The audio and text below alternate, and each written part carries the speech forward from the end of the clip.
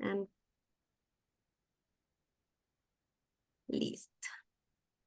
Ha organizado distintos eventos claves para la comunidad micológica del país y actualmente es una miembro activa de distintas redes que impulsan el estudio de los hongos en el Ecuador y en América Latina. Así que es un honor realmente poder estar justo el día de hoy con Rosa Batallas. Yo estoy segura que va a ser un espacio muy enriquecedor para todos. Muchas gracias igual, Rosy, por tu participación en este espacio. Chicos, creo que lo único que deben recordar para poder iniciar esto es que al final de la charla, toda esta charla va a ser igual muy interactiva, pueden dejar sus preguntas en el chat, vamos a ir moderando un poco esto y al final de la charla vamos a hacer la ruleta en donde vamos a elegir a la persona que va a tener una beca del 100% en el Centro de Investigación Suma Causa In Situ. Entonces, soy Alejandra Razo, de Ale Bionómada. Esto es el primer espacio de Divulgaciencia. Todos son súper bienvenidos. Y ahora sí, Rosy, te doy espacio a ti para que tú puedas presentar y te doy paso para que puedas también compartir las diapositivas. Y si es que alguien, alguna persona tiene alguna pregunta, pues déjenos saber en el chat. Ok, buenas noches con todos. Un ratito ya le abro la presentación.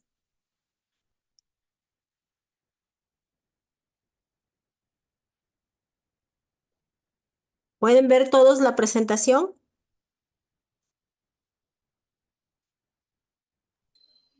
Sí, Buenas Rosy. noches, sí. Sí, buenas noches, se ve todo bien. Ok. Bueno, ¿cómo están? Buenas noches. Como siempre, para mí es un gusto el poder compartir información de lo que conozco y manejo ya desde hace muchos años. Y muchas gracias por la presentación, Ale. Y como siempre le he dicho a ella, es muy importante este tipo de espacios, pues nos permiten divulgar el conocimiento, ¿sí? Y también el poder colaborar y trabajar en redes con varias instituciones, ¿sí? Ya que yo considero que la colaboración en redes es muy importante y eso nos permite ampliar el conocimiento hacia mucha gente que tenga interés en este grupo que es fascinante, ¿sí? Y la idea, bueno, de esta presentación de hoy también es un poco dar a conocer los hongos y también motivar a la gente para que pueda incursionar en este grupo y desarrollar diferentes o diversas actividades de investigación, de divulgación, ¿sí? Entonces, muchas gracias y bienvenidos a todos, ¿sí? Bueno, yo les voy a hablar un poquito sobre la biodiversidad de hongos, ¿sí? Roles de los hongos en los ecosistemas y algunos usos o aplicabilidad, ¿sí? Vamos a empezar. En esta diapositiva, pues, podemos observar características básicas del reino fungi, ¿sí? El reino fungi, como saben, es un reino completamente diferente al de las plantas y al de los animales, ¿sí? Y hay una propuesta ya desde hace más o menos unos 10 años, un poquito más. Esta propuesta está impulsando el incluir, digamos, la palabra o el término funga, sí, dentro de lo que se conoce como las 3 Fs de la biodiversidad, que sería la flora, la fauna y la funga, ¿sí? Entonces está impulsando bastante que dentro de la legislación ambiental de varios países de Latinoamérica y a nivel mundial se coloque este término funga dentro de la legislación ambiental para poder conservar, proteger los ecosistemas y también crear políticas de conservación para flora, fauna y funga, ¿sí? Entonces es muy importante apoyar esta iniciativa que cada cierto tiempo lanzan convocatorias justo de apoyo a que se incorpore este término dentro de las legislaciones ambientales a nivel del mundo y en varios países, ¿sí? Bueno, con esa introducción voy a hablar un poquito sobre características básicas del reino fungi, ¿sí? Y en esa imagen podemos observar que dentro de las características básicas están, por ejemplo, la unidad funcional de los hongos, es conocida como la hifa, ¿sí? ¿Sí? Esa es la célula, como quien diría, de los honguitos, ¿no? Entonces, un hongo es un sistema, se puede decir, o un conjunto de varias hifas que son especializadas de acuerdo a la función que cumplan o a la parte del hongo en donde se encuentre. Tenemos que las hifas también pueden ser uni-, o plurinucleadas, que pueden tener un núcleo o varios núcleos, ¿sí? En este grupo entran desde las levaduras uninucleadas hasta lo que son los hongos superiores, que serían los macrohongos, que son en algunos casos plurinucleadas, ¿sí? Tenemos ahí, por ejemplo, otra característica importante es la pared celular de las hifas, contiene quitina, ¿sí? Esa es una sustancia que es parte muy importante de todos los hongos, ¿sí? La reproducción en los hongos puede ser asexual y sexual, ¿sí? Han de haber escuchado que hay hongos, bueno, comúnmente se los conoce como microscópicos, quiere decir que no se ven cuerpos fructíferos y solo se observan sus estructuras bajo un microscopio, ¿sí? Y tenemos los hongos superiores, en cambio, que sí se pueden observar sus cuerpos fructíferos, ¿sí? Y depende mucho el grupo o la división taxonómica, que al momento se conocen 8 divisiones taxonómicas dentro del reino fungi. Entonces, en cada división hay macrohongos o microhongos, dependiendo las características propias que les vayan asociando. Carecen de clorofila, sí, esa es una característica muy importante. Los hongos no hacen fotosíntesis, ya que son organismos heterótrofos. Se alimentan de la materia orgánica que descompone, ¿sí? Y al conjunto de hifas se le conoce con el nombre de micelio, ¿sí? Hay micelio primario, micelio secundario, micelio terciario, ¿sí? Conforme va desarrollándose el hongo. Aquí podemos observar también en la gráfica se ve en un lado en la mitad del honguito se ve la estructura de las hifas y al otro lado se ve cómo se ve a simple vista o con nuestro ojo, ¿sí? Vemos ahí un término que nosotros conocemos como macrohongo, ¿sí? Es lo que les mencionaba, que las fructificaciones grandes, que por su tamaño y forma se pueden observar a simple vista, toman la denominación de macrohongos, ¿sí? Yo trabajo y conozco más este grupo de macrohongos que el grupo de microhongos. Entonces, en donde yo trabajo hay una colección científica en donde tenemos muestras deshidratadas, parte de la colección de macrohongos, ¿sí?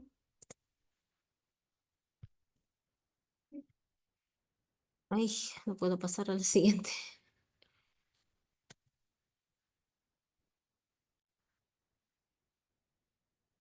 Mm. Ay, perdón, mil disculpas, algo pasó con mi compu.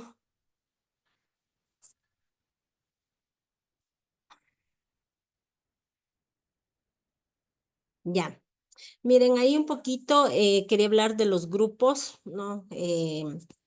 Morfológicamente que conocemos, ¿cómo los llamamos? El término que vemos ahí que dice agaricales viene a ser un término de un rango taxonómico que se llama orden, ¿sí? Los agaricales agrupan a todas las muestras que son morfológicamente hongos en sombrilla, ¿sí? Ahí podemos ver que tienen un sombrero que técnicamente se denomina pilio. En la parte interna está el himenio, que es lamelar en la mayoría de especies, pero hay otras también que tienen unos microporos pequeñitos. Y la parte del himenio es la parte reproductiva. Allí se desarrollan las esporas, se eliminan las esporas y eso da paso a que se dé lo que es la reproducción, ¿no? La reproducción sexual. Tenemos el estípite, sí, que es el pie, que puede ser un pie central o puede ser un pie excéntrico también. Tenemos otra estructura que en esta imagen no se observa, pero crece en la parte superior del estípite o en la parte media o inferior, a la que se denomina anillo, ¿sí? Y en la base del honguito crece una bolsa que se le denomina volva, que es característica solo del género Amanita, ¿sí?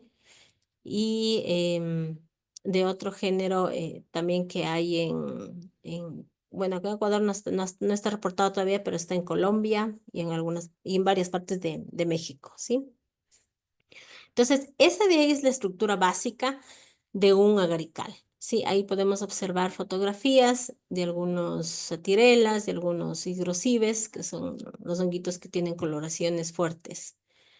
En la parte de abajo vemos otro grupo que se llama Gasteromycetes. Este grupo, en cambio, es particular porque no presenta un himenio lamelar expuesto como el de los agaricales, sino que más bien este presenta un himenio encerrado en una bolsa, ¿sí? Y esa es la razón por la que se llama Gasteromycetes, quiere decir que tiene un estómago encerrado, un himenio que está encerrado. Y en la parte central de este estómago, ¿sí? Están las esporas, ¿sí? Que ayudan a la reproducción. Ahí vemos algunos géneros dentro de Gasteromycetes, Geastrum, Lycoperdon, Ciatus, ¿sí? Entre los que podemos observar. Acá tenemos otro grupo importante que son los afiloforales o llamados también poliporales. Ahora actualmente tiene esta denominación. Y son los conocidos hongos en repisa. Son los hongos que nosotros vemos en los troncos, creciendo sobre los troncos, ¿sí?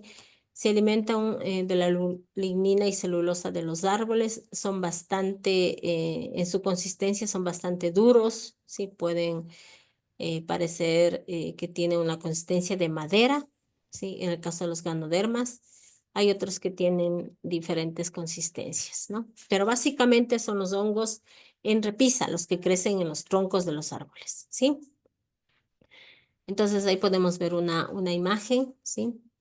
De un hongo filoforal, el que está hacia el lado izquierdo superior. Y en una microfotografía se puede ver lo que en un corte longitudinal observamos la parte del himenio, que es tubular, la parte central, que es el contexto, y la parte superior, que vendría a ser la superficie. Y en una microfotografía vemos que el limeño es poroide, como se ve en la fotografía del centro, que tiene unos poros bien pequeñitos. Esa es la característica por lo que a este grupo se le llama poliporales, básicamente, entre otras características, la más visible, digamos. Dentro de este orden también están los hongos coraloides. Bueno, ahora ya pasaron a ser confales. Son los hongos que tienen formas de corales y son de diversos colores, anaranjados, amarillos, son azules, lilas, ¿sí? Y son muy llamativos. También tenemos los hongos clavaroides que son como clavas, también tienen varias coloraciones y son un grupo bastante interesante y muy poco estudiado en el Ecuador en realidad. No se conoce mucho de este grupo que es bastante interesante. He encontrado muchas muestras en la zona de los bosques montanos y también en la Amazonía ecuatoriana, ¿sí? Aquí un poquito para poder observar qué es lo que nosotros vemos en la microscopía. O sea, nosotros tenemos que hacer cortes microscópicos para poder identificar todos los hongos, ¿sí? Entonces, en esas imágenes se pueden observar como ya les había comentado, la estructura del hongo macroscópico y en la imagen del círculo, pues se ve la estructura que se llama basidio, que es la que contiene las basidiosporas que se eliminan por el himenio, ¿sí? Y este proceso se da en la reproducción. Hacia el lado derecho se ve una imagen en donde están los tipos de hifas, como les había comentado, pues el hongo en sí es un cuerpo fructífero que tiene diversos tipos de hifas y las hifas llevan sus nombres de acuerdo a la función que tienen. Ahí tenemos hifas generativas, que son las hifas básicas de los hongos, hifas conectivas que permiten conectar, ¿sí? Y las hifas esqueletales. Esas hifas esqueletales son propias de los hongos gruesos, de los poliporales. Ahí vamos a encontrar hifas esqueletales, que como ven en la imagen son son bastante gruesas, como la letra D y la letra B. Son tipo de hifas esqueletales, son largas y tienen paredes gruesas. Esa es la característica de las esqueletales. Esta les permite como dar el sostén y también la consistencia a los hongos poliporales, ¿sí? Y en la parte de abajo se puede ver en microscopía una basidia, y de la basidia salen las basidiosporas que podemos observar ahí, ¿no? Esas son las estructuras como reproductivas de este grupo, que son los basidiomycetes. Alexa, desactiva la alarma. Perdón. Y aquí vamos a observar unas características que son muy importantes en los hongos. Cuando nosotros colectamos hongos en campo, debemos tomar en cuenta estas dos características que son básicas: el sustrato y el hábito de los hongos, ¿sí?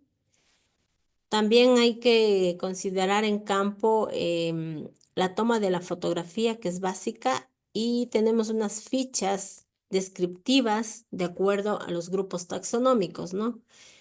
Y dentro de las características que se deben tomar en campo en los hongos son, por ejemplo, los diámetros de los sombreros, la altitud del hongo, ¿sí? El, el tipo de láminas que tienen, si son láminas libres, láminas adnadas, láminas que van pegadas al estípite, ¿sí? El, la consistencia. Hay muchas especies, como en el grupo como en la familia Hygroforaceae, que algunas tienen una sustancia glutinosa en el sombrerito, en la superficie.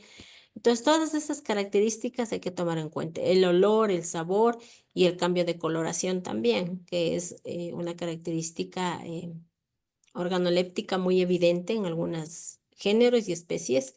Entonces, eso es básico registrar en las fichas de campo. En cuanto al sustrato, podemos observar ahí los tipos de sustrato, ¿sí? Que es donde está creciendo el hongo. Por ejemplo, humícola, quiere decir que está en humus, en ramitas, en hojitas, en los bosques. Lignícola, netamente se alimenta o crecen sobre madera. Terrícola, sobre el suelo. Coprófilo, están presentes en los excrementos de animales. Y briófilo es un tipo de honguito que crece muy relacionado con musgos, a veces creciendo justo sobre los musgos. Y otro término importante es el hábito, ¿sí? Que es el tipo de desarrollo del honguito. Puede ser un honguito solitario, que solamente lo encontramos ahí aislado. Puede ser gregario, cuando hay un hongo que tiene varios individuos. O puede ser cespitoso, que de una misma base salen varios cuerpos fructíferos, ¿sí? Esos son los tres más importantes. De ahí también hay algunas como subdivisiones, digamos, ¿no? De tipo de hábito. Eso dentro de características ecológicas. Aquí vamos a ver un poquito sobre la función. Vamos a ver algo de los roles. Tenemos cuál es la función básica de los hongos a nivel general, ¿sí? Son los descomponedores primarios de la materia orgánica, ¿sí? Están descomponiendo todos los elementos orgánicos de los ecosistemas, de nuestros bosques, de nuestros parques.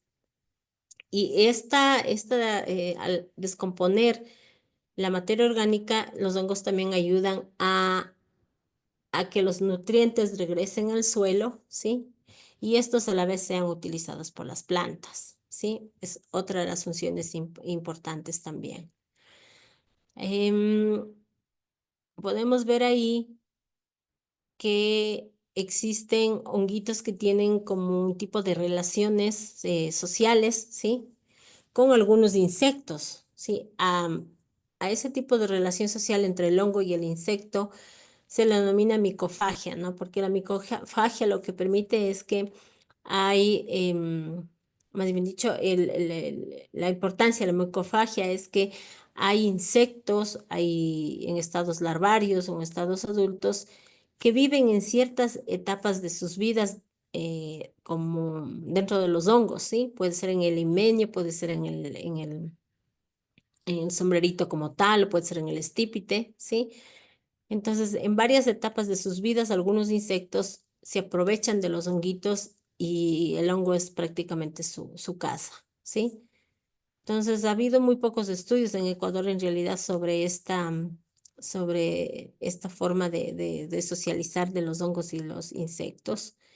Pero en Colombia, en México y en otros países hay estudios más profundos y se ha descubierto que ciertos grupos de insectos son específicos para algunos géneros y familias de hongos, ¿sí?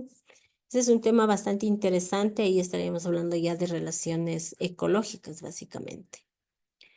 En la imagen de abajo vemos, en cambio, la relación social que tienen los hongos con los insectos. Un poquito aquí hablamos de los hongos entomopatógenos, que este tipo de asociación se da porque el honguito de alguna forma ayuda a equilibrar las poblaciones de insectos, ¿sí? Entonces, por eso se aduce más bien que los honguitos van apareciendo como una enfermedad en ciertas poblaciones de insectos que les afecta a los insectos que son los más débiles, se diría, y solo a ellos afecta porque lo que hace la colonia en general es alejarse del insecto enfermo y que el insecto muera y el hongo va apoderándose del cuerpo y el resto del grupo se va alejando, ¿no? Entonces lo alejan al insecto enfermo. Entonces, de ahí aparecen lo que son los hongos entomopatógenos, ¿sí? O dentro de este grupo hay muchas especies muy llamativas, muy interesantes, que ya han sido reportadas para nuestro país algunas de las especies. Creo que sin más no me acuerdo, bueno, están descritas ya más o menos unas más de 15 especies de estos honguitos entomopatógenos para nuestro país, ¿no? O sea, de los que se conocen que están registrados y han sido identificados, porque también se sabe que pueden haber muchas especies nuevas, muchas especies diferentes, ¿sí? Acá podemos observar en la diapositiva también la recuperación de áreas, perdón, que los honguitos se utilizan para lo que es con la micorrización, sí, forman una asociación simbiótica, que es la ectomicorrización, ¿sí? Y forman una asociación con las raíces de los árboles, ¿sí? Entonces, hay estudios interesantes de algunos hongos que sí se ha demostrado que hay hongos ectomicorrízicos que están muy asociados a las raíces de los árboles, ¿sí? En zonas especialmente templadas, en las zonas de México, ¿sí? Hay una fuerte ectomicorrización con especies de pino. En Ecuador, bueno, en la zona neotropical, digamos, se sabe que la ectomicorización está un poco más con algunas especies amazónicas, ¿no? Pero no hay estudios todavía puntuales en este tema como para saber y evidenciar qué especies forman este tipo de asociaciones micorrízicas. Pero esta asociación en todo caso es muy importante porque es una simbiosis, es un mutualismo que les permite a los dos organismos, tanto a la planta como al honguito, pues tener beneficios, ¿no? El micelio, al penetrar en las raíces de la planta, lo que hace es abrir un poco más el conducto de las raíces, de la parte de las raíces radiculares, y eso permite que ingrese mayor cantidad de nutrientes para la planta, ¿sí? Y la plantita lo que hace a su vez le otorga hidratos de carbono al hongo, ¿sí? Para formar parte de su estructura. Esto de la ectomicorización, pues se sabe por varios estudios que ha ayudado mucho a la recuperación de áreas forestales, ¿sí? Esto, como les dije, hay bastantes estudios en las zonas templadas de México con el caso de los pinos, ya que México tiene varias especies de pinos y ahí ha permitido que la micorrización ha ayudado al crecimiento en menor tiempo de algunas especies forestales de pinos. Tenemos abajo también otra importancia de los hongos es la micorremediación, que se le conoce, ¿no? Ustedes han de haber escuchado ya que hay muchos hongos que se han utilizado justo para micorremediar áreas de suelos contaminados o áreas que han sido afectadas por petróleo, ¿sí?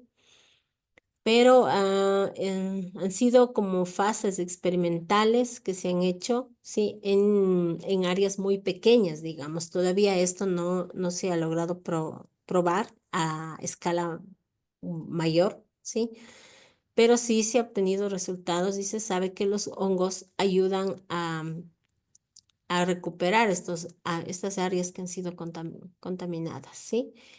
Lo mismo pasa con la característica que tienen los hongos de acumular, por ejemplo, cobre, mercurio y plomo. Ha habido estudios que son bioacumuladores de estos elementos. Entonces, por eso también se los utiliza como para micorremediación también, ¿sí?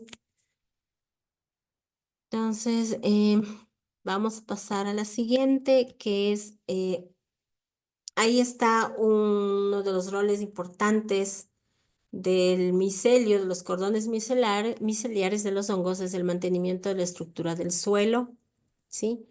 Ya que el micelio, como se expande dentro del suelo, ayuda a la remoción de estos nutrientes en el suelo y esa remoción permite una oxigenación en el suelo y que estos elementos sean mejor aprovechados por las plantas, ¿sí? Entonces, este es un rol dentro de los ecosistemas muy importante dentro de la estructura del suelo y la estructura del bosque como tal. Entonces ayuda un poco a mantener justo la estructura y darle oxigenación también al suelo. Tenemos acá lo que habíamos visto, los entomopatógenos, que son considerados controladores biológicos de insectos o de algunos insectos que son plagas, ¿sí? Entonces, esa es la razón por la que aparecen en realidad los hongos entomopatógenos, un poco para controlar las poblaciones excesivas de algunos insectos. Aquí un poquito de la aplicación o beneficios de los hongos en la vida humana, ¿sí?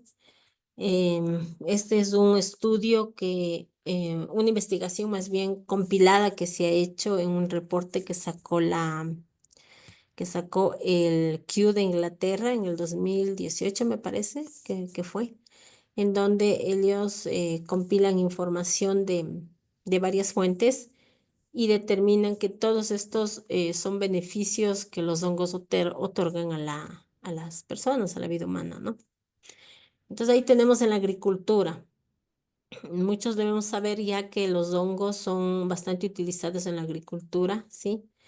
Entre los géneros bastante utilizados están Aspergillus, Trichoderma, Glomus, ¿sí?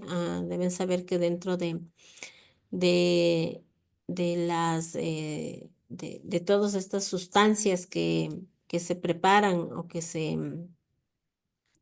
como que se elaboran en las industrias, van cepas de estos honguitos y ayudan a controlar un poco también enfermedades de las plantas, ¿sí? Y dentro de esto hablamos también un poco ¿cómo se me fue el nombre?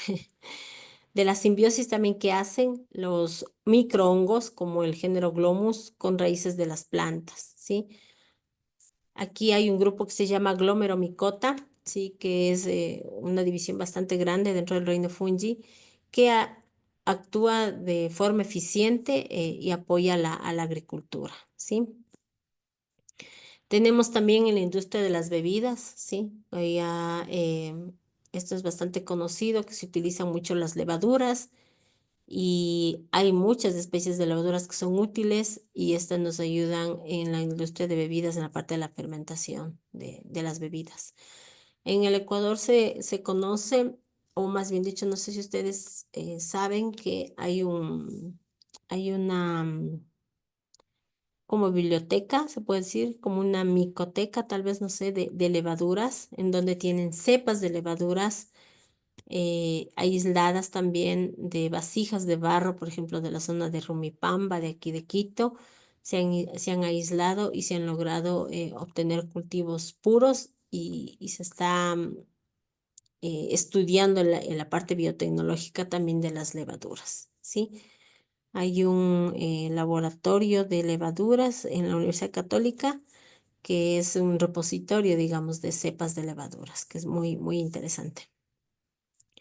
Tenemos también que en la industria de la manufactura del papel, con varios estudios, pues se sabe que Tricoderma y Pinnoporus ayudan un poco al blanqueamiento del papel en la manufactura del papel, ¿sí? Y se obtienen también de Pinnoporus especialmente algunos metabolitos como las lacasas, justo que permiten esta manufactura en la industria. Tenemos algo que está muy, muy de moda ya desde hace que será unos 8 años tal vez, el hacer biomateriales, ¿sí? Del micelio de los hongos, ¿sí? Estos biomateriales pues son productos elaborados a base de micelio de hongos y uno de los géneros que más se trabaja es Ganoderma. Pues ahora hay muchas iniciativas que utilizan el micelio de los hongos para biomateriales y también para trabajar en la parte artística. Hay piezas que elaboran con micelio como lámparas, floreros, ceniceros, maceteros, ¿sí? Y en la parte artística también se ha visto ya lienzos de micelio de hongos que se están trabajando y están un poco con estas iniciativas apoyándose en la parte económica, ¿no? Porque como emprendimientos han nacido en realidad, la parte de biomateriales. Entonces, este tema sí es bastante interesante, el poder utilizar el material de micelio, ¿sí? Para elaborar objetos o piezas que son fácilmente degradadas, ¿sí? Cuando son eliminadas a los bosques o a nuestros ecosistemas. También los hongos han sido estudiados en la industria justo para la elaboración de detergentes, ¿sí? Hay hongos como del género Humícola, cuyas cepas han sido ya estudiadas y se han colocado dentro de la elaboración de los detergentes y ayuda bastante a eliminar la suciedad con más facilidad de las prendas. En la micorremediación, como ya vimos anteriormente, dentro de las cepas más trabajadas están las cepas de género Pleurotus, Trametes y algunos microhongos también. En la industria farmacéutica, allí estalló el boom de los hongos con la penicilina, sí, con Penicillium notatum y otras especies. Pues se descubrió la penicilina y desde ahí empezó un poco la atención de realizar más estudios en algunos hongos para obtener más beneficios y obtener metabolitos que permitan ayudar a incrementar un poco el estudio en la farmacéutica. También hay el otro género que es Tolipocladium, del cual también se obtienen algunos metabolitos. Tenemos también biocombustibles, ¿sí? Y una de las especies que está siendo o es estudiada en Europa y en Estados Unidos es Tricoderma, ¿sí? Es una especie de la cual se está obteniendo también biocombustibles. Tenemos los famosos honguitos alucinógenos, ¿sí? Que se utilizan, se puede decir, como dentro de comunidades ancestrales, ¿sí? Por gente especializada que son los chamanes, utilizan en dosis específicas los hongos alucinógenos y a nivel mundial pues ya se conocen 216 especies de hongos alucinógenos que son, o más bien dicho, que pertenecen a los géneros psilocibe, conocibe, paneolus, ¿sí? Estrofaria, entre los más conocidos. Y en la alimentación, pues no podían faltar los honguitos, pues muchos hemos consumido, ¿sí? Hongos y deben saber que tienen grandes cantidades proteicas y menos cantidad de grasas. Entonces, a nivel mundial igual se conocen 350 especies de honguitos que son utilizados en la alimentación, ¿sí? Pero esta información de dónde viene justo de las culturas o de las comunidades que utilizan estos hongos como parte normal de su alimentación. De ahí ha partido toda la información, el conocimiento de estas comunidades para ir potenciando los estudios en hongos comestibles. Aunque ustedes deben saber que las cepas comerciales más usadas a nivel mundial son la cepa de Agaricus del champiñón y la cepa de los pleurotus y sus variedades. Y algo importante también sobre los hongos es que son utilizados como indicadores de calidad ambiental. Sí, hay algunos estudios que determinan que la presencia o ausencia de algunas especies de hongos en los ecosistemas determinan pues la calidad del bosque, digamos, del ambiente en este caso, ¿no? Hay especies que son bien específicas para zonas disturbadas, zonas o bosques secundarios, y hay otras que son solamente o aparecen solamente en bosques primarios, o solo en pastizales o en áreas ya alteradas. Entonces, por la presencia y ausencia de estas especies, pues se los ha catalogado, se los determina como indicadores de calidad ambiental. Acá un poquito solo les voy a mencionar un poco de la importancia de un fungario, de una colección científica, ¿sí? La importancia radica en que todos los trabajos que se hagan de colecta y de identificación, sí, nos permiten pues documentar y conservar la funga de nuestro país, ¿sí? En un repositorio como una biblioteca de honguitos, ¿sí? En donde las muestras son catalogadas, ingresadas y van a ser parte de un repositorio científico, ¿sí? ¿Y para qué, y qué nos permite este repositorio científico? Pues nos permite hacer investigación, nos permite difundir también el conocimiento de lo que hay, de lo que tenemos, de lo que falta, ¿sí?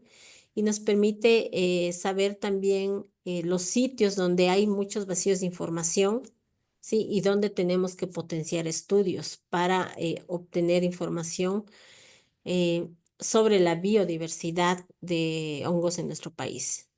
Y tal vez deben haber escuchado que no hay mucha gente tampoco que trabaje con honguitos, entonces en nuestro país todavía hay muchísimo por hacer, por descubrir, y hay sitios a los que nunca se ha ido, nunca se han visitado, entonces ahí está el potencial de hacer investigación. Primero levantar información para saber qué hay, qué tenemos, y después con la información de qué tenemos, ya podemos ir a proyectos de aplicación de biotecnología, ¿sí? O de producción de hongos alimenticios o hongos medicinales, ¿sí? Entonces, por eso la importancia de las colecciones científicas es básica justo para colectar y preservar los especímenes en colecciones científicas que son de acceso. En este caso, la colección del fungario del INABIO es de acceso público. Es una colección que es parte de un instituto público de investigación y también permite a los investigadores levantar información, a estudiantes, a tesistas, levantar información y aportar al conocimiento de la funga en nuestro país o de la diversidad de hongos en el Ecuador, ¿sí? Entonces, por ahí va radica la importancia de los fungarios. Mm. Au. Ay, creo que se me colgó. Ahí está. Aquí un poquito el flujo de procesos de un fungario, cómo empezamos desde el inicio de la colecta, como ven en la imagen superior. Vamos al campo, colectamos el material, luego hacemos el proceso de deshidratación, ¿sí? Luego pues, hacemos el proceso de identificación de la muestra, ¿sí? Después la muestra va a pasar a la catalogación y sellado, quiere decir que le damos un número a la muestra y está sellada con el acrónimo de la institución. Luego la muestra entra en un proceso que se llama montaje, que es donde la muestra va a ser guardada o cómo va a ser preservada. Dependiendo de los grupos taxonómicos, tenemos varios tipos de procesamiento del material, en sobres, en cajas de cartón, en fundas ciclo para los más grandes, también hay muestras en cajas Petri. Entonces, todo depende del grupo taxonómico. Y esta información después va a ser ingresada a la base de datos, y la base de datos es una base de biodiversidad, de flora, fauna y funga, que es de acceso libre, ¿sí? En esta base está subida la información de los hongos que han sido encontrados en varias partes de Ecuador. Es la base que se llama la Base Nacional de Biodiversidad, Base de Datos Nacional de Biodiversidad. ¿Sí? Entonces aquí vamos a observar un flujo de procesos de qué nomás se debe saber y se debe hacer para que las muestras entren legalmente a un repositorio científico. ¿Sí? Aquí para conocimiento nada más, el fungario pues tiene dos grupos importantes dentro de su contenido como tal, son los hongos macroscópicos y los hongos liquenizados, que son los conocidos líquenes, ya que los líquenes es un grupo importante que es parte del reino fungi, a pesar de que son organismos simbióticos, porque forman una simbiosis con algas, los líquenes como tal. El repositorio micológico a la fecha tiene 9.300 especímenes, de esos 6.000 son macrohongos y 3.300 son líquenes. ¿Sí? Aquí un poquito vamos a ver sobre qué tenemos hasta el momento en Ecuador, ¿sí? ¿Qué hay reportado para el Ecuador de varias fuentes? Sí, se ha obtenido. Entonces, en nuestro repositorio hay 9.300 especímenes, de esas 390 son especies, o sea, están 390 especies en el fungario. De ahí, compilando información sobre el Index Fungorum, que es un diccionario taxonómico de hongos a nivel mundial, solamente obteniendo la información del Index Fungorum de Ecuador, más una publicación de 1890 de Patuliar y Langergen, que son los que hacen los primeros estudios de hongos en Ecuador, ¿sí? Y este primer estudio reposa en Francia, ¿sí? Que ellos son los que primero sacan un listado de hongos para Ecuador. Pero la mayoría de las especies que están en este listado son hongos fitopatógenos o son microhongos, ¿sí? Tenemos un estudio de Dennis de 1980 en donde hace una compilación de hongos de algunos países de Latinoamérica, y ahí también hay algunas especies que se mencionan que están en Ecuador.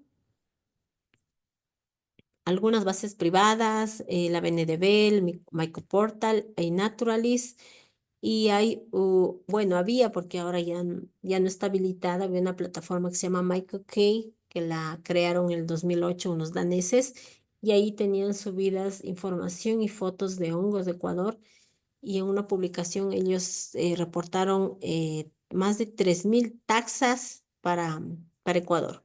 Al decir taxas, estamos hablando de que en ese listado habían muestras identificadas hasta especie y muestras hasta morfoespecie. O sea, podían ver micena, SP1, SP2, SP3, hasta SP20, porque no estaban identificadas, ¿sí? Entonces, con toda esta información de especies y morfoespecies, pues ellos en este reporte determinaban que había un poquito más de 3.000 taxas para nuestro país. Entonces, compilando esta información y, y haciendo una búsqueda y una depuración, pues se cree que aproximadamente para Ecuador hay cerca de 2.000 especies de hongos. Aquí hablamos solamente de hongos, ¿sí? Porque los líquenes, a pesar de estar dentro del reino fungi, ya hay un listado que fue publicado hace 2 años, y los líquenes en nuestro país a la fecha están reportados como 2.500 especies, ¿sí? De líquenes. Pero el estudio se basa en una base de datos de Galápagos, en donde se hizo un estudio bastante fuerte, ¿sí? Para la zona de Ecuador continental, los bosques montanos, los páramos, No se sabe todavía cuántas especies en realidad de líquenes hay, pero eso es un dato que general que les doy, ¿no? Entonces es muy importante seguir trabajando, seguir levantando información, buscando otras páginas que tengan información de hongos del Ecuador para poder ir aportando y tener ya un número aproximado de especies para nuestro país, ¿sí? Perdón, aquí vamos a ver algo de la biodiversidad de Ecuador. Tengo algunas imágenes que les voy a presentar así rápidamente. Y podemos observar aquí dos imágenes de una de las especies más conocidas, que es Cosmopolita, que está en todo el mundo. Se le encuentra en zonas abiertas, en zonas alteradas, es Pinoporus sanguineus, se le llamaba y se le conoce así a este honguito, pero ya cambió de género, es otro género nuevo según los estudios moleculares que le hicieron, pero nosotros todavía lo manejamos dentro de la colección como Pinoporus sanguíneos hasta después de un tiempo que esta información sea validada y se pueda cambiar, porque también deben saber que con los análisis moleculares, la plataforma del index donde están las especies de hongos está cambiando muchísimo. O sea, un día es un género, a las 2 semanas ya cambió de género, después al mes o a los 2 meses ya cambia nuevamente. Entonces es muy variada la información que se presenta. Entonces, en nuestro caso, como fungario, pues decidimos mantener el nombre con el que ha sido conocido ya desde hace muchos años. Es una especie lignícola y en nuestro país está en varias provincias. Por mencionarles nada más Pichincha, Zamora, Napo, Imbabura, Sucumbíos, Pastaza, Orellana, Galápagos y Santo Domingo. Esquizofilon común es otra especie bastante común también, es cosmopolita, lignícola y se encuentra igual en algunas provincias de nuestro país, ¿sí? Es muy común estas dos especies son bastante comunes. Tenemos acá también en la Amazonía, por ejemplo, Fabius tenuiculus, es una especie comestible, le llaman busum ala, los quichuas de la Amazonía, de la zona de Pastaza, y ellos la utilizan como parte de su alimentación, como para alimentarle o complementar las comidas que van con guanta, con yuca, ¿sí? Y básicamente esta se la ha observado bastante en la Amazonía y en la zona baja de acá de Pichincha también. Tenemos otra especie que es la Caria lacata, sí, es una especie que es ectomicorrícica, sí, o sea, está asociada con el eucalipto y acá en la zona del bosque protector Pichincha pues se puede observar esta especie y es comestible, pero por la comestibilidad que reporta, porque es una especie introducida, se puede decir, viene desde Australia también, al igual que los eucaliptos, pero el reporte de comestibilidad lo han hecho en Europa, porque hay mucha gente que en Europa sí la consume, es comestible. Igual la especie Fabolus tuniculus es comestible acá por nuestras comunidades en la Amazonía, ¿no? También se reporta la comestibilidad en Colombia, en Brasil, en Bolivia también. Auricularia delicata también es otra especie comestible, lignícola, y en el Ecuador sí se le encuentra en varias provincias y también está en zonas ya bastante alteradas, ¿sí? Tenemos por acá la foto de mi lado, se puede decir izquierdo superior, es un Eudemanciella canari. Esta es una especie que está en los bosques, ¿sí? En zonas ya de bosques entre secundarios y primarios, ¿sí? Es lignícola y hasta el momento ha sido reportada en Orellana, Napo, Manabí, también en Loja y en Zamora.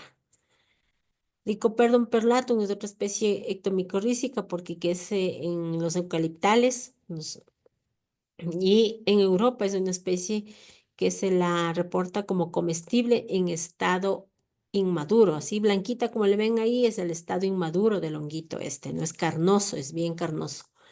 Pero cuando ya pasa a su fase de esporulación o su fase sexual, se torna de color café y dentro del- de esta forma globosa que tiene, pues se acumula un sinnúmero de esporas, ¿sí? y ahí es cuando el honguito ya es, en cambio, a veces es perjudicial porque elimina tantas esporas que la absorción de esas esporas pueden producir problemas respiratorios, ¿sí? Pero en estado inmaduro, como les digo, es comestible. Acá tenemos Lentinus scleropus también, que es una especie que en la Amazonía de Pastaza, pues la gente quichua sí la consume bastante también y crece sobre tronco, pero hace tiempo que hicimos una investigación allá, pues nos comentaban que este honguito aparecía ya claro un poco después de las lluvias, ¿no? Y era un hongo que crece de esa forma, como cognados, pero al ser de esa forma, no habían muchos, no crecían muchos individuos, más bien era un poquito como cespitoso, así como disperso, digamos, ¿no? Pero la gente en la época que salía, cogen todo el honguito antes de que empiece a madurar o botar esporas y lo consumen también, ¿sí? Con carne de guanta, con yuca. Acá tenemos otra diapositiva en donde, ay, perdón, en donde observamos a Trametes elegans, ¿sí? Trametes elegans, que es una especie medicinal, en cambio. Esta de la zona de Pastaza también, los quichos de Pastaza la utilizan cuando está inmaduro, es comestible, pero cuando ya se madura, ya toma una coloración medio amarillenta, ahí la usan medicinal, como medicinal, perdón. Entonces, ¿qué hacen con este honguito? Frotan la parte del limeño sobre la zona que tenga una afección de hongos en la piel. Entonces lo utilizan en novenarios durante 9 días, aplican esta zona del limenio y por 9 días, y al pasar los 9 días, pues a la persona le pasa el comezón y desaparece poco a poco el hongo de la piel también, ¿sí? Entonces, por esa forma, por eso ellos dicen que es una especie medicinal. Aquí tenemos Polyporus badius, es un poliporal pequeñito que está en los troncos de los árboles, es lignícola y este también es muy común, digamos, en zonas alteradas, ¿sí?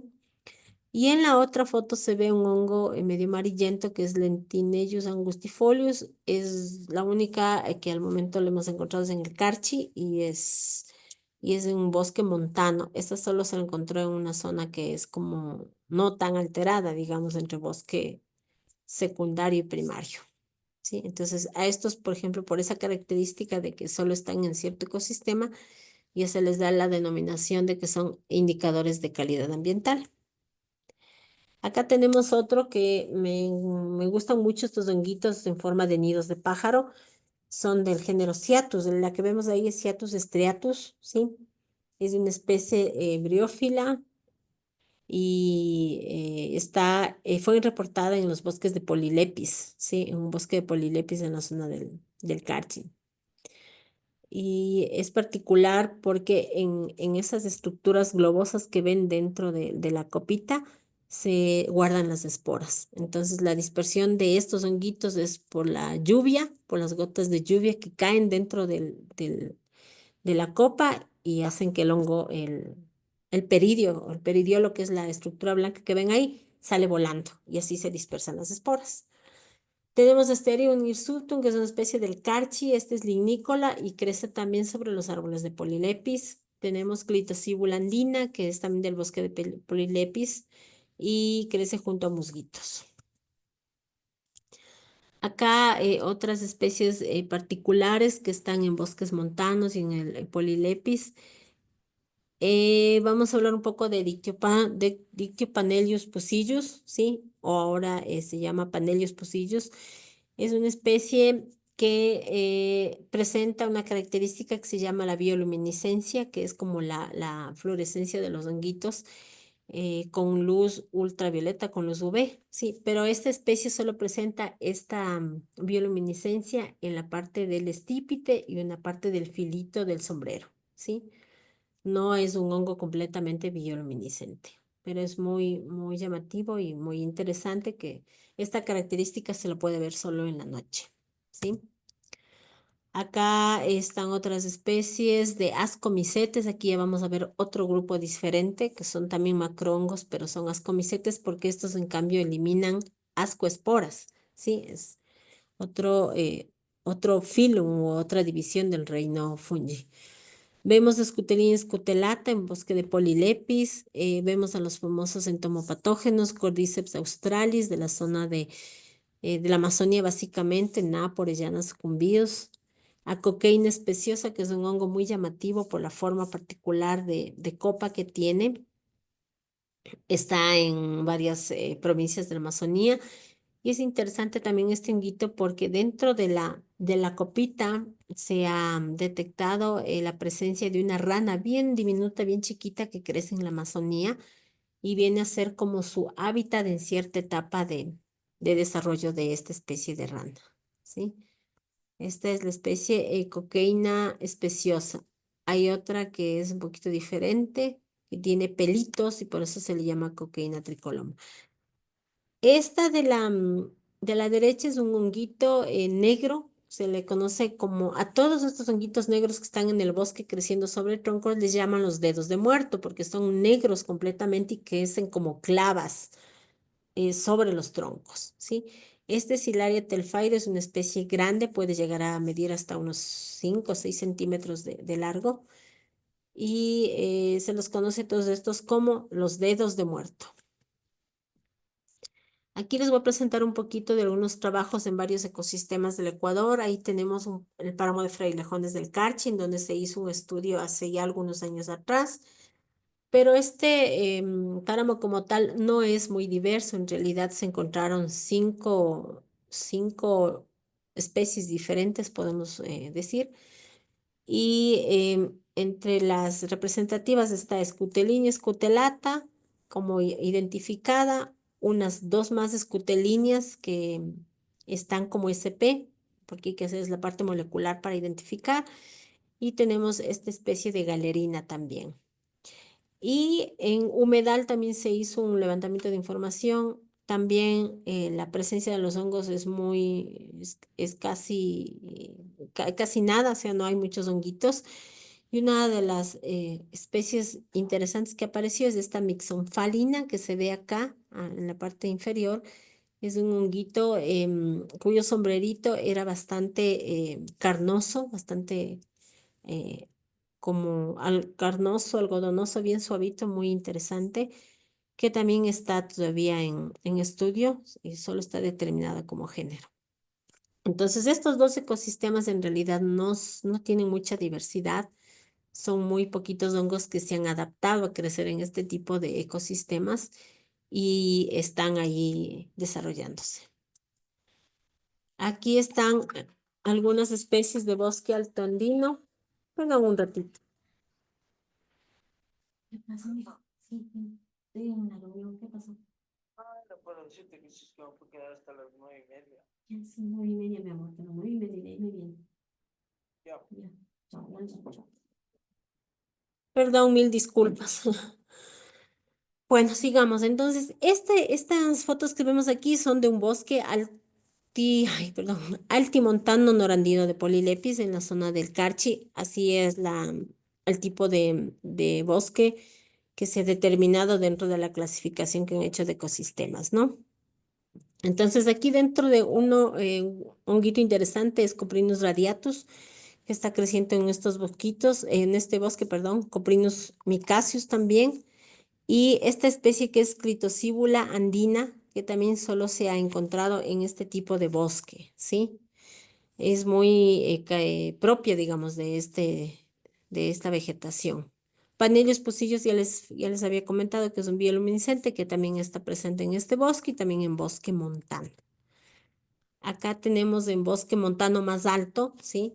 Sobre los 3.000, 2.800, 3.000 metros. Y aquí de las especies que sí se encuentran y son interesantes son siempre los digrosibes cónicas, que son esos honguitos anaranjados con su sombrero en forma de cono. Esos son bastante comunes en este tipo de bosque, ¿sí?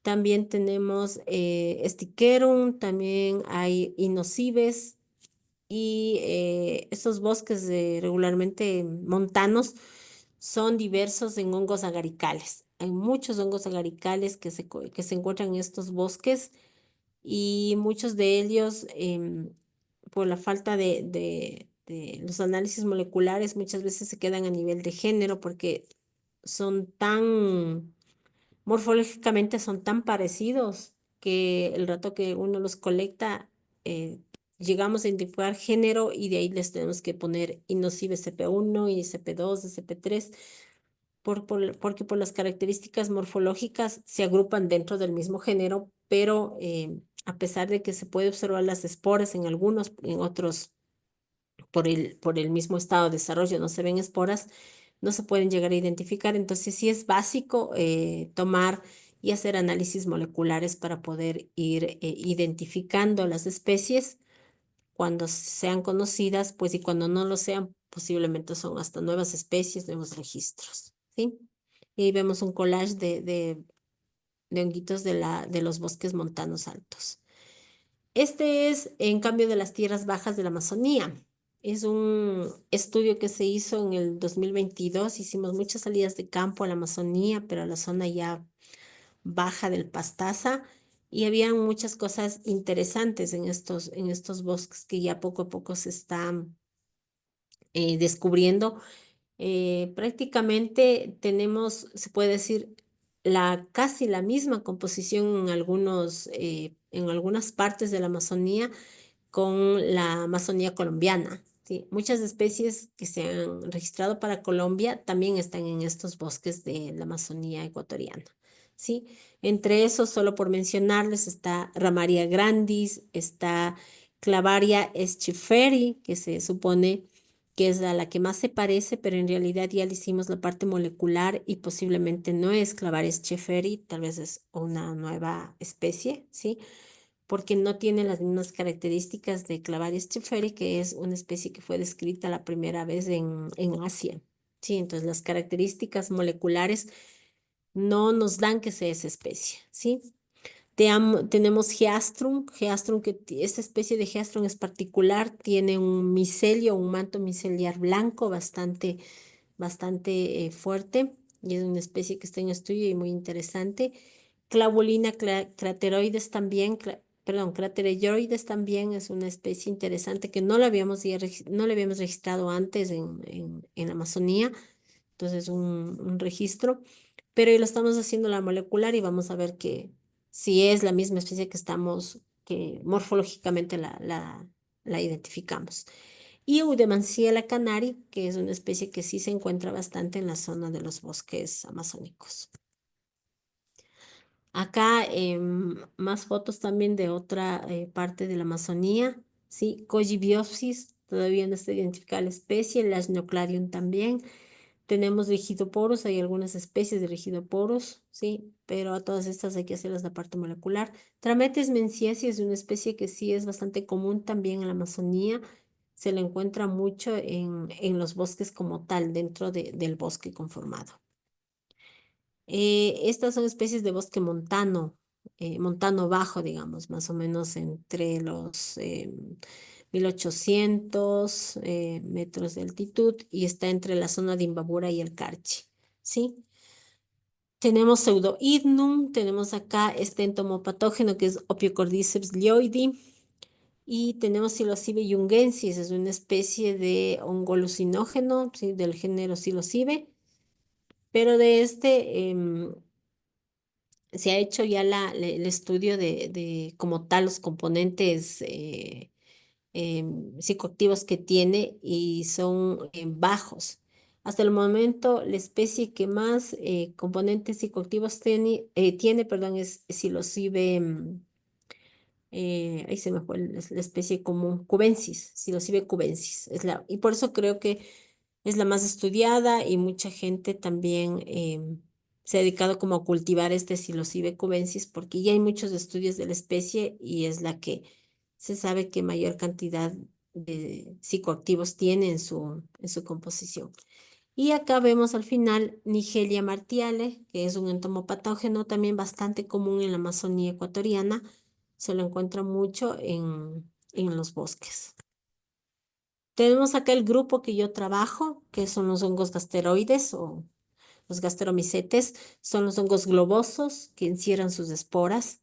Sí, ahí podemos ver algunas fotografías que han sido tomadas para un catálogo que estamos haciendo. Y de las especies más, digamos, como peculiares que hemos determinado, está, por ejemplo, esta que dice Lycoperdon juruense, que no ha sido todavía reportada. La estamos ya reportando ahora. Albostipuistatum también, costarricense igual. Son especies como que se están incluyendo dentro de los nuevos reportes de especies o nuevos registros de especies que hay para nuestro país, ¿no? Porque muchas de estas ya están descritas, han sido descritas en Brasil, en Colombia, en Perú, pero acá en Ecuador, hasta que hicimos este estudio no sabíamos que existían, ¿sí? Igual con estas de acá, que son los Geastrum, los Crucibolum, Nidula, Ciatus, hay algunas también que han sido nuevos registros para nuestro país, descritas en Argentina, en Brasil, en Bolivia, en Colombia, pero para nuestro país recién las estamos conociendo y reportando. Aquí están las esporas de estas especies. Las esporas pueden ser espinosas, pueden ser lisas o pueden tener una especie de colita que son como esporas pediceladas. Sí, varían mucho las formas y los tamaños de las esporas en estos grupos. En este grupo particular que son los gasteromicetes. Pueden ser redondas o pueden ser alargadas, como vemos acá la de esta Heliomyces cinctus, ¿sí? Que son bastante larguitas. Y aquí un poquito de especies como las llamamos nosotros especies exóticas, porque son especies no son de acá, de Sudamérica. Muchas de estas especies son asiáticas, posiblemente también están en Europa.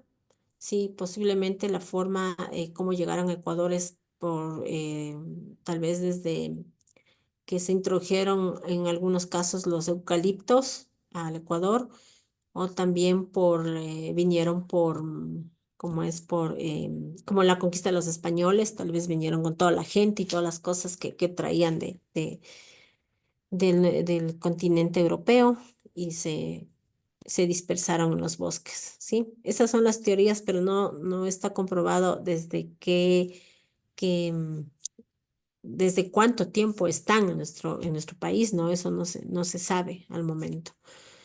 Pero aquí podemos observar que son especies que están presentes en nuestro país y muchas de ellas han sido colectadas, más bien dicho, pocas de estas han sido colectadas y los registros que vemos aquí han sido registros obtenidos por esta plataforma iNaturalis o por guardaparques de los bosques que nos han enviado las fotos para indicarnos, mire, está creciendo este honguito acá, usted sabe de qué se trata y mediante de información bibliográfica, pues ya se sabe qué especies son. Entonces aquí vemos la primera, que es de color blanco, es una especie que se llama, esta Heliomyces cinctus, esta está en la Amazonía, también está en la costa ecuatoriana, y hay bastantes registros de fotografías de esta muestra. Tenemos a Mutinus bambucinus, que es la que le llaman, esta especie es como el pene canino, la comparan como el pene de un perro, entonces es una especie que por la forma la denominan así, es Mutinus bambucinus. Tenemos Clatrus archeri, ¿sí? Que es la que está en la parte superior roja como una araña, ¿sí? Ese se lo he encontrado en los bosques de eucaliptos, ¿sí? La de al lado, que es de color rojo en forma de jaula, que justo se le llama el hongo jaula, es Clatrus ruber, también ha sido encontrada en la Amazonía ecuatoriana, ¿sí? El velo de novia en la parte, en el honguito blanco en forma de red, es Phallus indusiatus, ¿sí? Y el último que me mandaron la foto de la zona de la Amazonía es el que está ahí con tentáculos blancos, se llama Lysurus arachnoides. Esta yo nunca la había visto, cuando me mandaron la foto me pareció algo bien, como de fantasía, así como una película de Avatar, así que era bien particular. Entonces me puse a investigar, puse a revisar y ahí pude ver que es una especie del Asia también, es una especie asiática, ¿sí? Entonces es una especie exótica. Entonces, de estas de las que les puedo, o sea, de las que les puedo mostrar ahorita, porque sí hay otras más, pero se me hacía más larga la presentación, por eso no las puse, pero estas de las que más, más se han encontrado ahí acá en Ecuador y hay registros fotográficos de estas especies en iNaturalist y en otras plataformas. Bueno, eso ha sido todo y termino aquí con un collage de algunas fotitos. Estas son ya como fotitos de hace muchos años atrás que de mis primeros trabajos y mis primeras tomas fotográficas de honguitos. Ha sido un gusto pues compartir un poquito esto que conozco, son los hongos, este grupo que me fascina bastante. Y bueno, cualquier cosa estoy a las órdenes. Ale tiene mi correo institucional, me pueden escribir si requieren información específica de algo. Y es un gusto, como siempre, pues compartir algo más del conocimiento de lo que se ha ido adquiriendo con el tiempo, ¿no? Sé si tienen algunas preguntas, pues con mucho gusto estoy aquí para responderles. Gracias. Muchas gracias, chicas. Muchas gracias, Rosy. De verdad fue una presentación súper buena. Yo me quedé igual impactada. Hay muchísimas cosas y muchísimas preguntas que quisiera hacer. Pero claro, tenemos una pregunta de Alejandro Moscoso que dice, ¿cuál es la mejor manera de almacenar las esporas de los hongos recolectados? Bueno,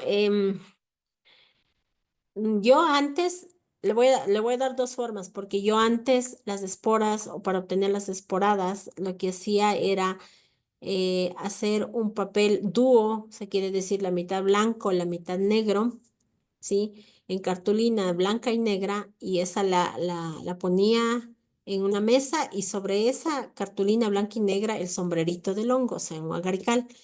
Y sobre este sombrerito le poníamos un vaso, ¿sí? O un recipiente que haga como una cámara para que esta cámara ayude o motive, más bien dicho, a que el limeño elimine las esporas. Eso se deja una noche de esta forma, ¿sí? Otra forma que con el tiempo fui aprendiendo y es muy interesante también, es colectar igual, o sea, el sombrerito, ponerlo en una caja Petri, sí, no es caja Petri, perdón, en un portaobjetos, perdón, en un portaobjetos, el pedacito del hongo ponerle y cubrirle con papel aluminio, sí, y dejarle igual como que sude en la noche y el siguiente día observar la esporada, sí. De esta forma se pueden almacenar también ya una colección de esporas que posteriormente van a ayudar a poder hacer la microscopía de esas esporas, poder observarlas, ver de qué color son, de qué forma tienen y poder ayudarnos a identificar las muestras. Porque sí es bien importante en los hongos poder observar esporas y hacerles cortes en ciertas partes de los honguitos para poder ver hifas o algunas otras estructuras como cistidios, que los cistidios y otras estructuras que tienen los hongos que se necesitan identificar para poder llegar a la especie, ¿sí? Entonces, esas dos formas yo las manejo, las trabajo, sí, pero la que más me parece que es mucho mejor en el caso del repositorio es el coger las esporas en este portaobjetos porque nos va a permitir ya tener una colección de esporas o de esporadas, ¿sí? Eso es, no sé si alguna otra pregunta más. Sí, mi Rosy. Jocelyn Hidalgo nos dice, buenas noches, ¿existe la especie Pilobolus en Ecuador? ¿Cuál especie? Género debe ser, no especie. Dice ¿Cuál? especie, ajá, esa es la pregunta, Pilobolus. Pilobolus o Pisolitus. No, Pilobolus. Pilobolus no, en el reporte que nosotros tenemos no está Pilobolus. Lo que no, bueno, sé que existe Pisolitus, ¿sí? O sea, existe el género Pisolitus, pero no está tampoco en nuestro Ecuador Pisolitus ni Pilobolus, ¿sí? Ya. Em, no lo tengo en el diccionario taxonómico que manejo o que recuerdo este género. No sé si viene a ser un poliporal, un agarical, un gonfal, no tengo idea qué puede ser, pero no lo tenemos nosotros como pilobolos. Ajá, quizás Jocelyn ahí puedes buscar un poquito más de información y ahí ya pueden Puede aprender. buscarlo en el Index Fungorum, ponerle tal como dice, y ahí le va a aparecer la información en el index de que pilobolo si es agarical, poliporal o qué orden es, y de ahí ya se sabe. Buenísimo. Y de ahí ya Edgar con eso ya. Núñez, ya, perdón, mi Rosy. Edgar Núñez nos dice, ¿cómo ve el futuro del mercado de los hongos comestibles en Ecuador? ¿Qué necesitamos para crear estos mercados y qué líneas de investigación serían importantes para estudiantes, por ejemplo, de agronegocios? A ver, la línea de hongos comestibles. Yo lo que siempre manifiesto y les recomiendo es que sí se puede, sí se puede empezar a trabajar con hongos comestibles, ¿sí? Pero lo que yo siempre digo es que ya se debe empezar a trabajar con especies nativas, porque la mayoría de gente que trabaja en nuestro país con hongos comestibles trabaja con cepas comerciales, con cepas traídas. Ya las cepas puras son traídas de Estados Unidos, de Europa, de España. Entonces son cepas ya comerciales. Sí se debería empezar ya a trabajar un poco con hongos comestibles, pero con especies nativas, ¿sí? Una especie nativa que yo la veo y siempre hay información, es por ejemplo esta Fabolus teniculus o Fabolus brasiliensis, que está en la Amazonía ecuatoriana y crece en varias cantidades sobre troncos de madera. O sea, de esta especie, yo le puedo decir que en un tronco se pueden encontrar hasta más de 40 individuos de este honguito, ¿sí? Y es una especie comestible que la gente de la Amazonía la consume, ¿sí? Pero para empezar este tipo de trabajos, lo importante y lo primerito que hay que hacer es un estudio del valor, del contenido nutricional de la especie. Eso es básico. O sea, se debe partir por el contenido nutricional de la especie. Si el contenido nutricional es adecuado, tiene buena cantidad de proteínas, grasas y otros elementos, se puede ya comenzar a explorar se puede empezar ya como a experimentar en reproducir esta especie y averiguar información porque yo veo que bastante gente trabaja con pleurotus, con ericio, pero son especies que han sido traídas de otras partes. Por ejemplo, ericio, que es el melenal de león, es una especie que no hay en Ecuador, es una especie introducida, viene de Estados Unidos, de Europa. Pero esa cepa ya están, la traen y la están cultivando, ¿no? De eso también hay que ver que dentro de las áreas de cultivo no vaya a haber después una contaminación, porque puede ser que las esporas en algún momento llega a esporular ese honguito y dispersa las esporas y ahí puede haber una afectación en nuestra vegetación nativa, en nuestra vegetación natural, ¿sí? Entonces, las áreas de cultivo también deben tener los protocolos adecuados para que estos problemas ambientales o no se causen, más bien dicho, problemas ambientales, ¿no? Por dispersión de esporas, que son especies introducidas, ¿sí? Y yo siempre me pregunto, ¿por qué Fabolus brasiliensis hasta ahora no lo han podido reproducir? Y es una especie comestible, nativa, no solo está en Ecuador, está en Colombia, está en Brasil, ¿sí? Está en una parte de Bolivia también, en Perú, pero no, no sé por qué no se ha trabajado ya con esta especie, por ejemplo, que es nativa, ¿no? Y que se podría empezar a investigar o a estudiar.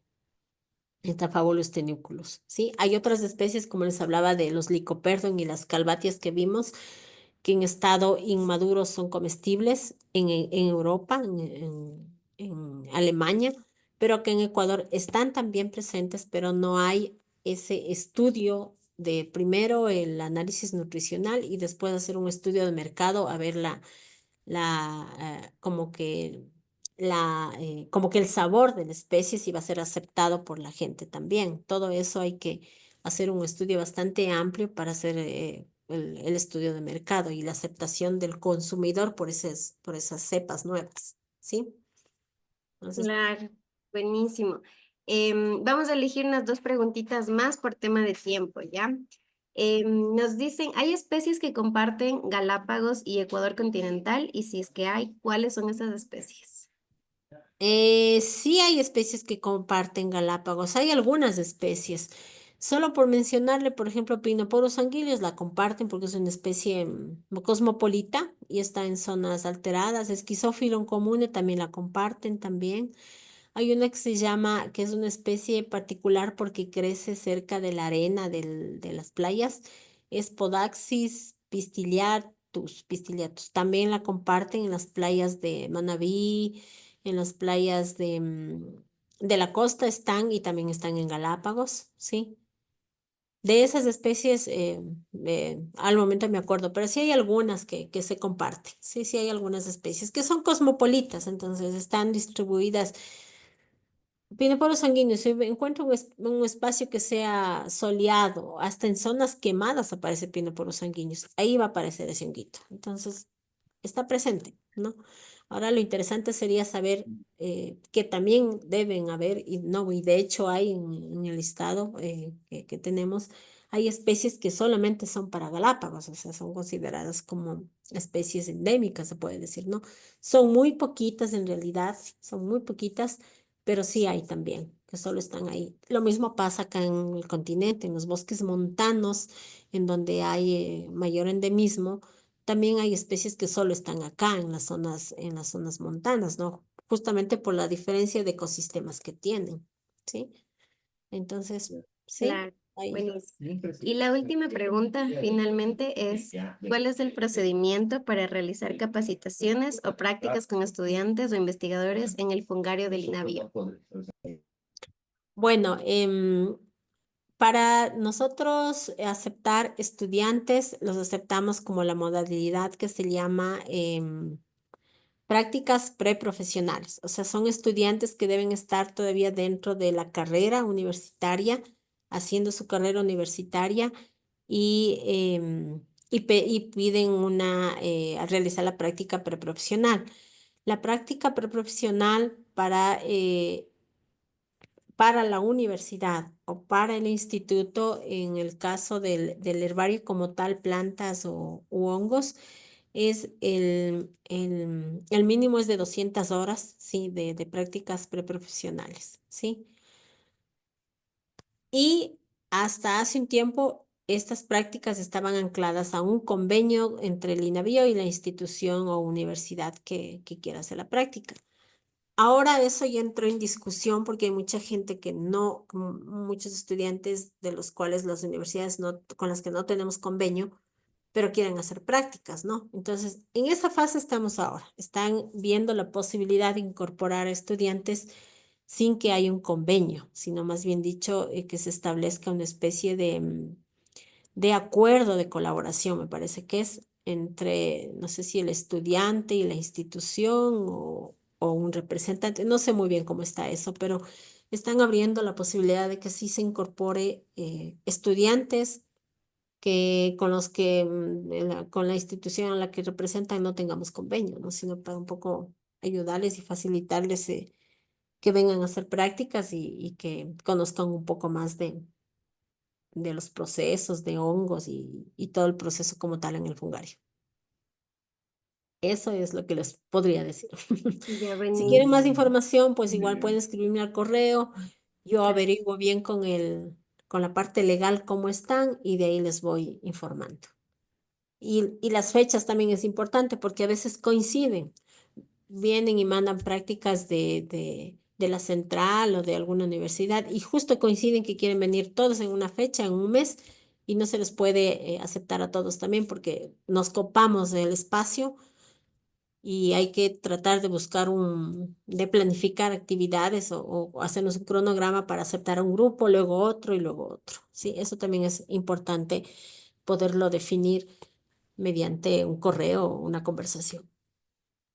Perfecto. Eso. Muchísimas gracias, mi Rosy. Yo creo que ha sido un espacio súper bueno para todos, súper enriquecedor. Gracias a todas las personas que también hicieron las preguntas. De verdad, yo creo que ha sido un espacio súper bueno.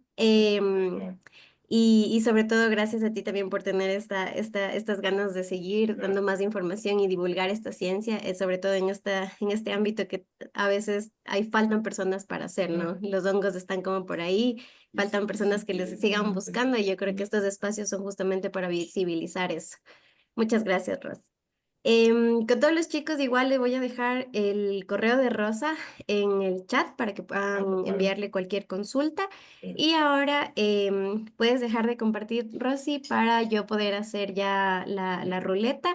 Vamos a hacer la ruleta una sola vez y la persona que salga será la persona que va a ganar una beca del 100% para una semana en Summa Causa In Situ para que puedan llevar a cabo un proyecto de investigación, sobre todo en esta parte científica.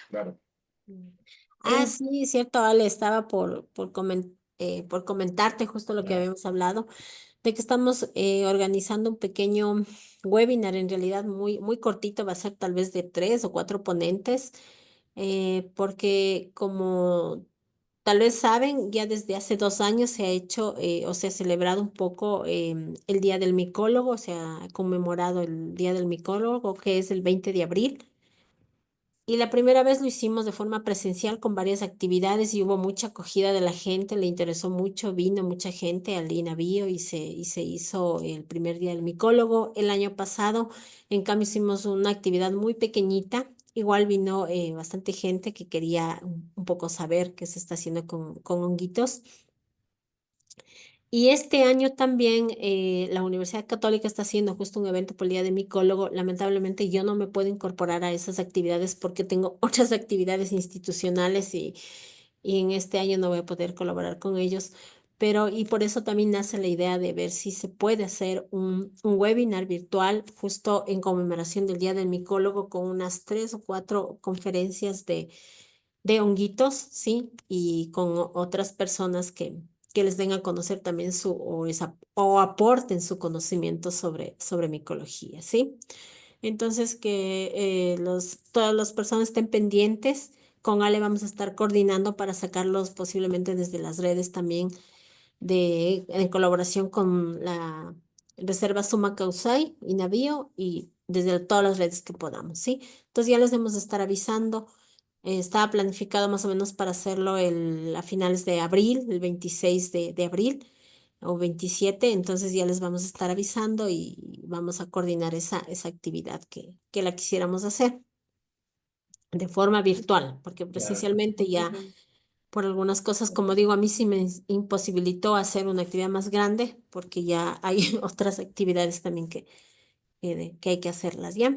Entonces eso nada más quería comentarles y ya les estaremos informando. Y muchas gracias, Ale, por la invitación. Muchas gracias también a la Reserva Suma Causay por la invitación y pues sigamos trabajando y colaborando y apoyemos yo apoyo 100% más bien estas iniciativas de divulgación porque de alguna forma se da a conocer a la gente qué se está haciendo, qué se quiere hacer, qué se puede hacer y más adeptos se van incorporando, ¿no?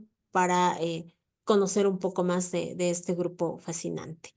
Muchas gracias y que tengan una buena noche. Igual vamos a la siguiente parte que Ale nos invita. Entonces ya dejo de compartir y Sí, gracias. por favor, muchas gracias. Perfecto, muchísimas gracias, Rosy. Ahorita ya simplemente vamos a hacer la ruleta, vamos a hacer una sola vez, así que la persona que salga en la ruleta, pues le vamos a buscar aquí en el Zoom. Yo voy a decir su nombre, me dicen sí, aquí estoy y ya les mandamos todos los detalles a su Gmail. Entonces, vamos. Estamos todos. 3, 2, 1.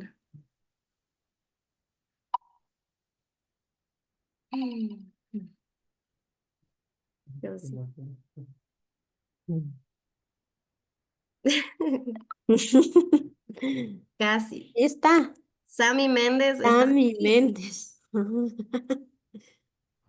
Hola, Ale. Hola Sammy, ¿qué tal? ¿Cómo estás? ¿Estás aquí? ¿Qué te parece? Bienvenida a Summa Causa In Situ. Tienes una beca del 100% para estar en una semana y poder hacer un proyecto de investigación con nosotros. Bien. ¿Te acuerdas que yo te dije en el curso de microbiología que se quería volver? Creo que lo manifesté. Bueno, manifestando volver a suma causa y in situ. Perfecto, Sami. Yo voy a anotar que tú eres la ganadora el día de hoy. Felicidades. Tenemos que organizar el tema de las fechas nada más y que tú sepas cuáles son las cosas o requerimientos que necesitamos de ti. Y pues nada, que vengas a hacer ciencia en campo, ciencia en acción y que te sumes justamente a esta iniciativa. Aquí tenemos igual a Henry Sánchez, ya sabe cuál es nuestra ganadora para Suma Causa In Situ y te estamos enviando todos los detalles por interno. Muchísimas gracias a Ya. todas las personas que se conectaron. Gracias Rosa, gracias Henry por estar aquí y a todos los participantes de igual. Que tengan una excelente noche y acuérdense que el tema de divulgaciencia es un tema que todavía sigue de largo. Tenemos muchísimos expositores y la siguiente reunión es justamente sobre macrofotografía de un experto en fotografía macro de Colombia. Entonces sé que va a ser algo súper enriquecedor y sobre todo que sigan sumándose a esta iniciativa. Muchísimas gracias a todos y que tengan una buena noche. Muchas gracias también, Henry y Ale, y a todos los que pudieron Gracias, conectarse. Rosa, Una gracias, buena Rosa. noche, De igual descansen. manera, descansa. Gracias.